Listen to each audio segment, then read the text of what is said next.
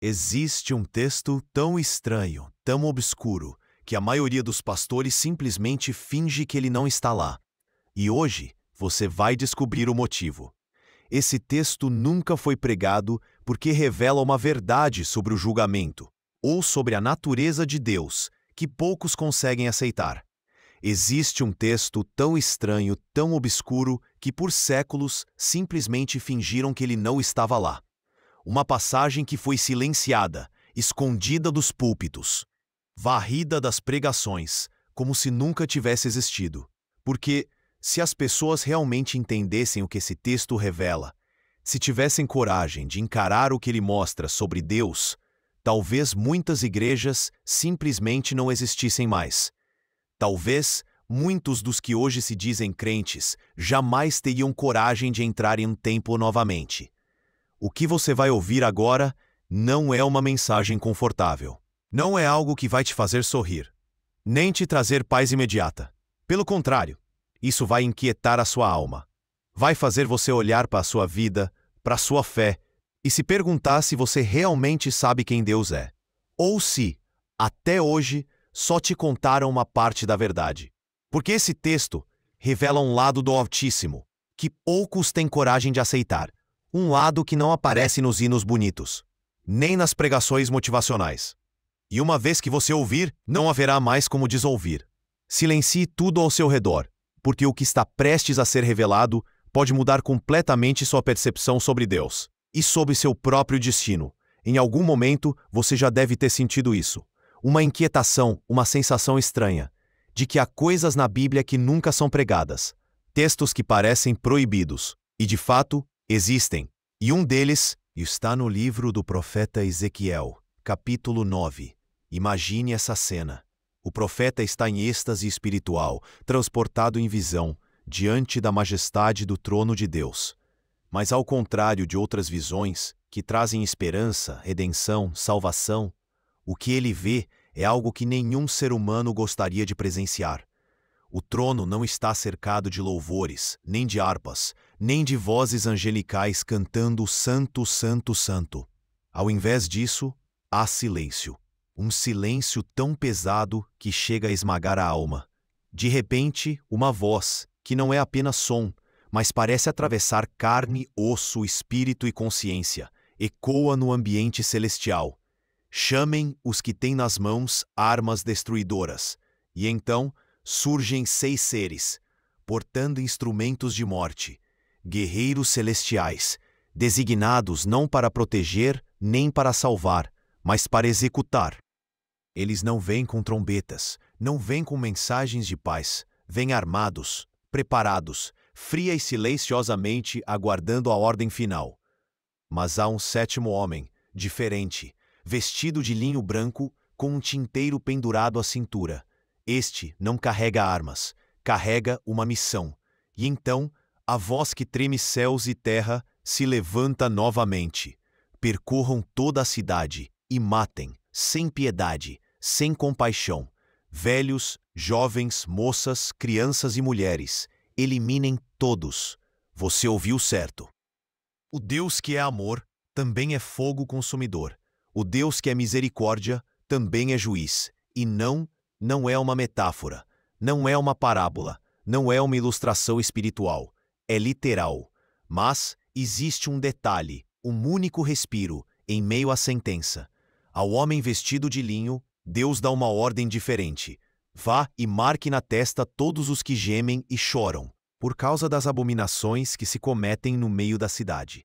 Somente esses seriam poupados, aqueles que ainda não se corromperam, que ainda sentem dor, que ainda se angustiam, que olham para o pecado da sua geração e não conseguem se calar. Mas todos os outros seriam destruídos. E sabe onde isso começa? Dentro do templo. Sim, Deus diz, comecem pelo meu santuário. O juízo não começa lá fora, não começa nos palácios pagãos, nem nos prostíbulos, nem nas praças das nações idólatras. Começa no altar. Começa entre aqueles que se dizem povo de Deus. Começa entre os sacerdotes, os levitas, os líderes religiosos. Começa dentro da própria casa do Senhor. Consegue imaginar essa cena? O homem do tinteiro, andando entre os corredores do templo, observando cada rosto, cada coração, decidindo quem será marcado e quem não será. E logo atrás dele, 6 destruidores, prontos, armas em punho, aguardando apenas um sinal para começar a execução. Esse texto não aparece nas pregações, não está nos congressos de avivamento, não está nos cultos de prosperidade. Sabe por quê? Porque ele revela um lado de Deus que gera desconforto, que quebra a imagem romantizada de um Deus que só abraça, que só acolhe, que só diz vem como está. Aqui não há mais espaço para vem como está. Aqui, a pergunta é, você está marcado ou não está? Porque quando o juízo começa, não há mais apelo, não há mais louvor, não há mais misericórdia. Há sentença. Mas para entender a profundidade, o peso, o terror e também a esperança que há neste texto, precisamos voltar no tempo, precisamos entender o que estava acontecendo no mundo, na nação, no coração do povo.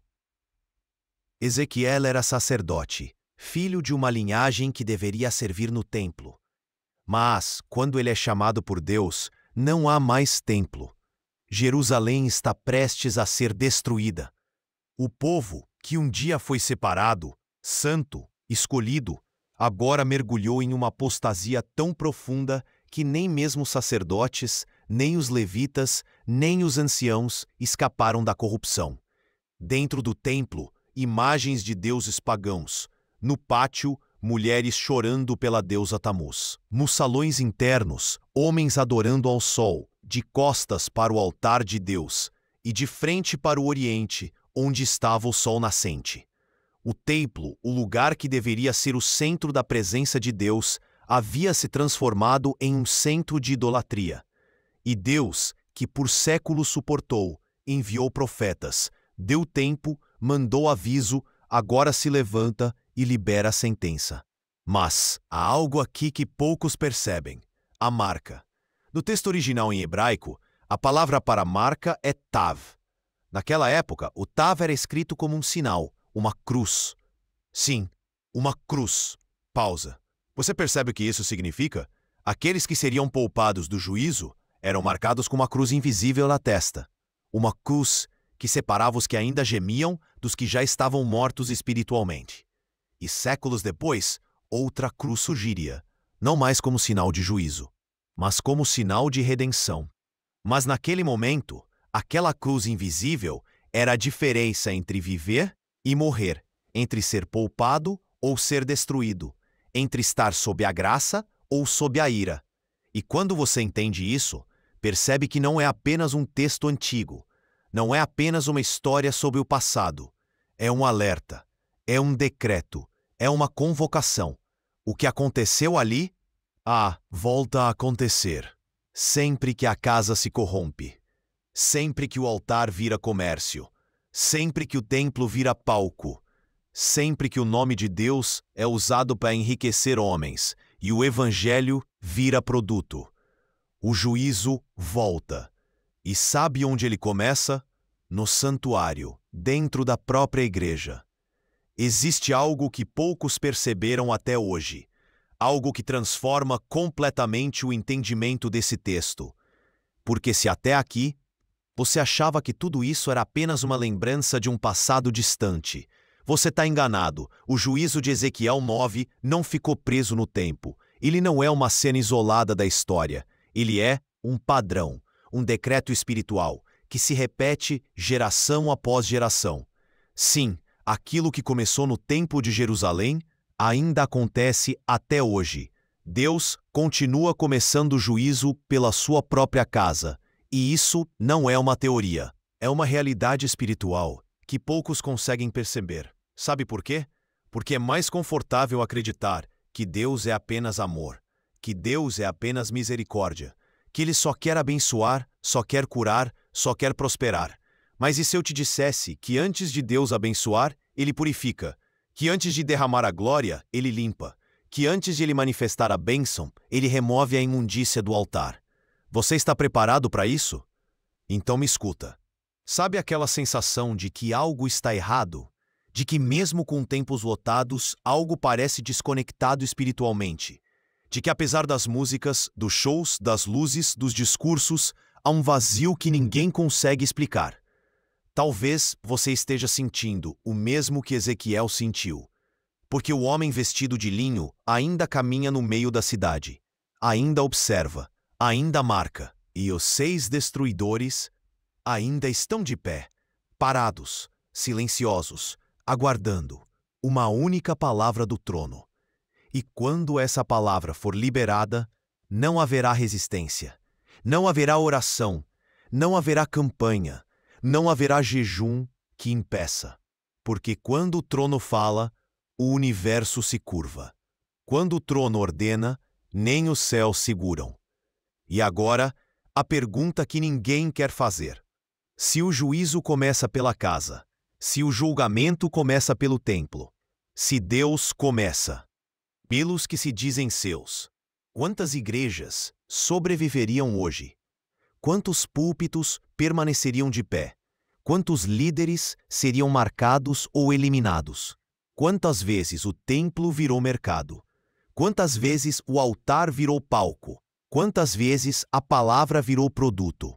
Quantas vezes a verdade foi negociada, trocada, ignorada em nome do lucro, da fama, do crescimento? E Deus observa, silencioso, paciente, mas não inerte. Olha ao seu redor, perceba, não é coincidência. Escândalos, quedas, ministérios desmoronando, igrejas se partindo, pessoas se ferindo. É como se o próprio Deus estivesse soprando, removendo, arrancando tudo que não carrega mais a sua marca. E talvez, só talvez, tudo isso que você vê não seja obra do diabo.